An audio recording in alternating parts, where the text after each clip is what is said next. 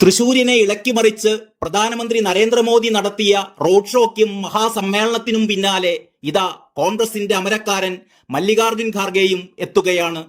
കേരളത്തിലെ കോൺഗ്രസിന്റെ തിരഞ്ഞെടുപ്പ് പ്രവർത്തനങ്ങൾക്കാണ് ഫെബ്രുവരി 3-ന് തൃശൂർ തേക്കിൻകാട് മൈതാനത്ത് മഹാസമ്മേളനത്തോടെ AICC അധ്യക്ഷൻ മല്ലികാർജുൻ ഖാർഗെ തുടക്കമിടുന്നത്.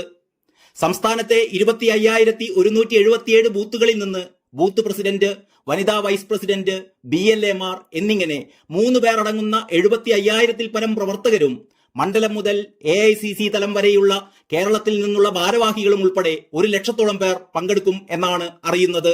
സമ്മേളനം വൻ വിജയമാക്കുന്നതിനാവശ്യമായ വിപുലമായ മുന്നൊരുക്കങ്ങൾ നടത്താൻ KPCC പ്രസിഡന്റ് K. സുധാകരൻ MP-യുടെ അധ്യക്ഷതയിൽ ഓൺലൈനായി ചേർന്ന KPCC ഭാരവാഹി യോഗം തീരുമാനിച്ചു.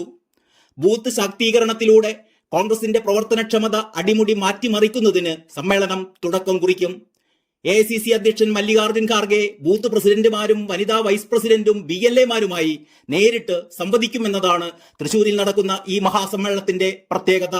കോൺഗ്രസ് അധ്യക്ഷൻ രാഹുൽ ഗാന്ധിയുടെ ഭാരത് ജോഡോ ന്യായ യാത്ര കടന്നു പോകാത്ത സംസ്ഥാനങ്ങളിൽ ലോക്സഭാ തിരഞ്ഞെടുപ്പ് മുന്നൊരുക്കങ്ങളുടെ ഭാഗമായി മല്ലികാർജുൻ ഖാർഗെ നടത്തുന്ന പര്യടനത്തിന്റെ ഭാഗമായാണ് കേരളത്തിലും ബൂത്ത് തലം വരെയുള്ള ഭാരവാഹികളുമായി സംവദിക്കുന്ന ഈ മഹാസമ്മേളനം വിളിച്ചു ചേർത്തിരിക്കുന്നത്.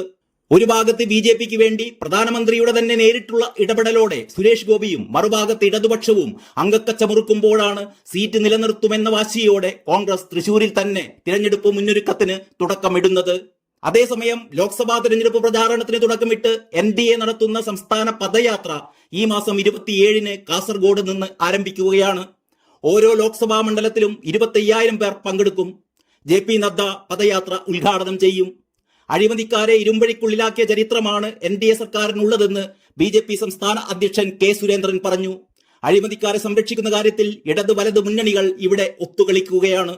മാസപ്പടി വിവാദത്തിൽ കേന്ദ്ര ഏജൻസിയുടെ അന്വേഷണം ഇല്ലാതാക്കാൻ ഇരു മുന്നണികളും ഒത്തുകളിക്കുകയാണ്. അന്വേഷണം നടന്നാൽ 2 മുന്നണികളിലെയും നേതാക്കൾ നിയമത്തിന് മുന്നിൽ വരും എന്നുള്ളത് ഉറപ്പാണ്.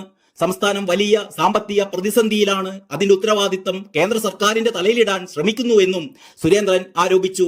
News desk Kalakaumudi.